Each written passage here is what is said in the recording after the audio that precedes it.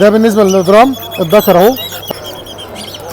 بالنسبه للنتايه السيلفر اهي، دي نتايه لو جيت في الظهر هنا مش هتلاقي فيها.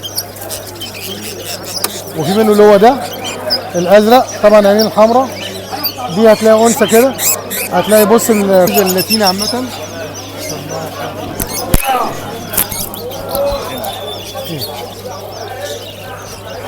بالنسبه للاتينه بص خارجه والنتايه ملهاش بروز، يعني بص زي كده، دي انثى. لما اجي انفخ كده هلاقي ايه؟ بعرف موضوع الذكر من حاجتين، يا اما الذكر بيبقى ليه هرم، يا اما الجفن بتاع الذكر بحس ان هو كبير شويه. بسم الله، اهلا بيكم في فيديو جديد من سوق الجمعه تاني. النهارده احنا مع عم علي زي المره اللي فاتت، وان شاء الله فيديو تعليمي جديد. هنعرف الفرق بين انواع بين الذكر والنتايه، في ما شاء الله انواع كتير من العصافير.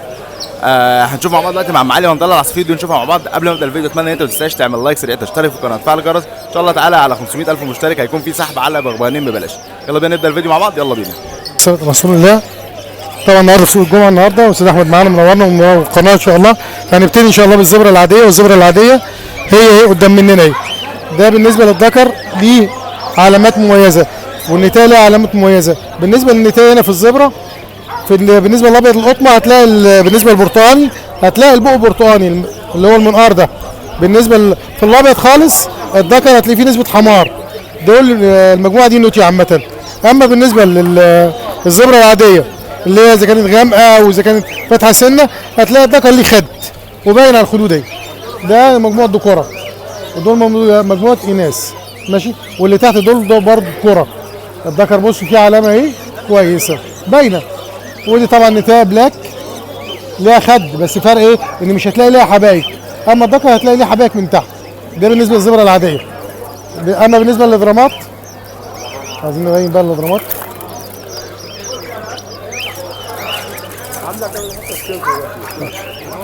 سودس المكان بقى هنا عكس خالص. بسم الله الرحمن الرحيم. ده بالنسبه للدرام الذكر اهو. هتلاقي سيادتك ليه علامات في الجناح في الظهر مختلف خالص عن النتايه ماشي. ده بالنسبه للذكوره في الادرام. حتى الوش هتلاقيه فيه حمار غير النتايه. لو نينا في النتايه حمار هتلاقي الاكتاف مختلفه خالص.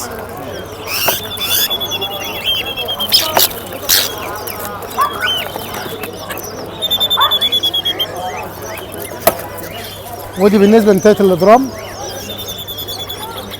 هتلاقيها مختلفه حتى في العلامات، في الشكل، في اللون، في الحجم ماشي. طبعا اسهل حاجه في الادرامات اللي هي الادرامات الغامقه، اللي هو الحتت السيلفر والغامق. ده سهله جدا في ان انت تعرف الذكر من النتايه.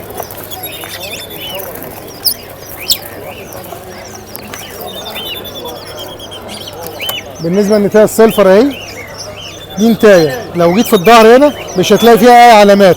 لو ذكر هتلاقي كل علامات، لو في ذكر هتلاقي كل علامات. ده السيلفر الموجود، ده السيلفر العادي اللي هو ممكن يتجوز الحبشي. وده الذكر الحبشي اهو. هتلاقي خضار، هتلاقي الظهر هنا كله حمار. بعرف من هنا ان ده ذكر بس.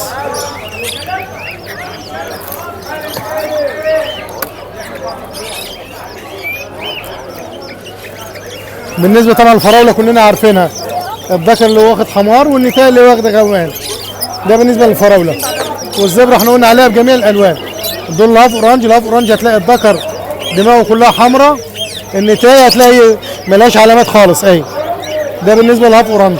طبعا في فول اورانج اغلى من ده بسم الله ما شاء الله يعني. وفي طبعا لايت باك، وفي طبعا ايمو. طبعا هتلاقي خد اسود، وحاليا مش موجود معانا الايمو يعني. ده برده بشوش. بالنسبه للذكور هتلاقي برضه عليها خد، حتى لو ايه زي ما قلنا في الايه اول مره. بالنسبه ده بالنسبه للذره الامريكي، الذكر هتلاقي مطوع اهو، مطوع وفي علامه سوداء.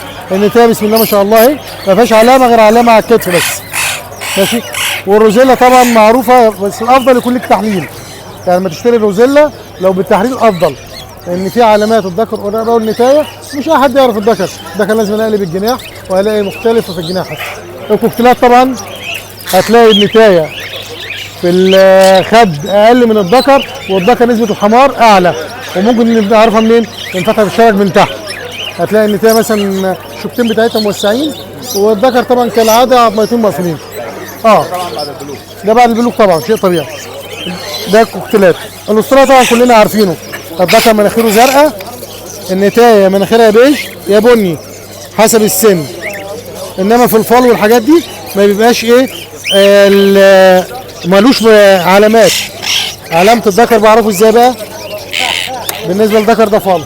ماشي. الفال بص علامات اهو معروفه، والعين الحمراء طبعا. بالنسبه للذكر هتلاقي فيه نسبه زرقان، النتايه هتلاقي كبيج كالعاده. ده الذكر. طب علامات الفالو قبل ما نشيلها معلش، الفالو بتكون ازاي؟ بص هتلاقي علامات الفالو، هتلاقي فيه تجاذيع، وطبعا الفالو ده مش نوع واحد ولا لون واحد، في عده الوان، في منه اللي هو ده اللي هو الجولدن، وفي منه اللي هو ازرق، وفي منه اللي هو ده الازرق. طبعا عينين الحمراء دي هتلاقي انثى كده، هتلاقي بص الفرق هنا ايه؟ المناخير دي فيها نسبه بيج او بياض. ده بالنسبه للفالو. طبعا الاسترالي ينطبقون على كل استرالي، حتى الفلل بالنسبه للذكوره او النتي. ماشي. طب الرز والفشل؟ الرز والفشل بالنسبه للرز والفشل بص يا باشا، بالنسبه للاتيني عامه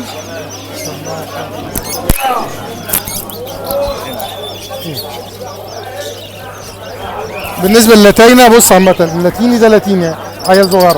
بمسك مثلا العصفور من هنا واشوف من هنا، اجي احط جيس هنا عند ايه؟ فتحه الشرج. لو العظمتين مقفولين عند البلوغ خلي بالك، لانك ممكن تجيب الشاب كده كده او الشابه ما يبقاش فاتحه. انما مثلا في البلوغ اجي اقيس الذكر كده او النتايه، لو العظمتين دول مقفولين مضمونين الشوك على بعضيهم ده ذكر. اللي حطيت صباعي كده بين العظمتين وسقطت دي انثى، حتى لهم صرخه. لو حد عايز يعرف ان هو كبير ولا لا يعرف ازاي؟ اولا الذكر او الحته لما بتبلغ الوش ده بيبقى كله احمر، ده عشان شاب مش هتلاقي الكاب كله كامل. لما الكاب يكمل ببتدي اعرف ان ده كبير ولا صغير. تمام. ده بالنسبه للاتين. طبعا الاينو ما فيهوش علامات الا بسيطه بقى باين على الشكل. ده بالنسبه للاينو. بالنسبه لايه تاني؟ بالنسبه طبعا للبنجاليز هنا معلش ماشي. دي اشيل دي الناحيه التانيه.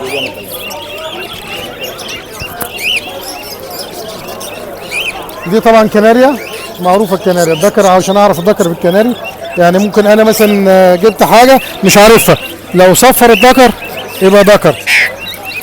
ماشي. النتايه بيبقى ليها ايه؟ عامله زي بوز، اما الذكر ليه بروز بالنسبه للكناريا. ولو ما عرفتوش قوي احط ده يعني اللي هو نون ابو شوشه ده الحته دي ذكر.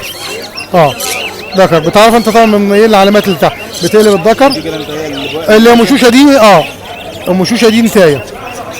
يعني بوز الذكر الذكر لا بيبقى ليه بروز خارجه، والنتايه ملهاش بروز. يعني بص زي كده دي انثى. لما اجي انفخ كده هلاقي ايه؟ قمع. اما الذكر ليه بروز. تمام. ده بالنسبه للكناري. طبعا الذكر بيغرد النتايه. طبعا لا ما بيغرضش، بتعمل صوت بس. ده طبعا بالنسبه لاما الجاوه.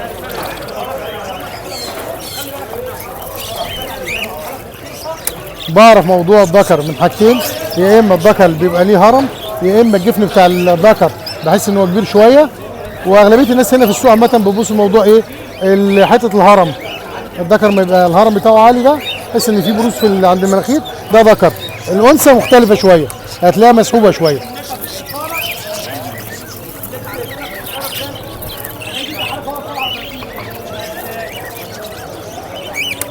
الانثى بص هتلاقي علاماتها مختلفه خالص، هتلاقي هنا بروز مسحوب مختلف عن البتاع. حتى في هنا لما اجي احط احس ان فتح الشرج بتاعها واسع. بالنسبه للمدبوح طبعا معروف، ده المدبوح هتلاقي الذكر دايما فيه علامه حمراء، النتايه ما فيهاش اي علامه. يعني بص الذكر ده بالنسبه للدايموند ده الذكر هتلاقي ليه حبايك، النتايه مالهاش حبايك. يعني يعني ايه؟ يعني هتلاقي نقط في الجنب زي الزبره. النتايه ما فيهاش حبايب خالص، هتلاقيها ساده كده. الذكر هتلاقي ليه حبايب جامد اهو، شايفه. اما النتايه ده ذكر، النتايه مالهاش حبايب. بالنسبه ايه تاني؟ الذره طبعا كان العاده معروفه اذا كان عادي او امريكاني. بالنسبه للهندي يبقى الذكر متطوع، النتايه ما فيهاش اي تطوير. طبعا بعد البلوغ. بعد البلوغ طبعا شيء طبيعي. ماشي يا باشا. عصايتين. نعمل في حاجه ثانيه عاوز تقولها؟ ماشي يا باشا. شكرا يا باشا، شكرا مساعدة. شكرا. في اخر الفيديو حابين نشكر عم علي على الجوله الحلوه دي والفيديو الحلو ده، وان شاء الله كل جمعه هيبقى معانا فيديو مع عم علي هيقول لنا معلومه جديده او هنتكلم معاه في حاجه جديده. حابين نشكره جدا جدا على معلوماته دي، وان شاء الله كل جمعه نلتقي بيه على خير. والسلام عليكم ورحمه الله وبركاته.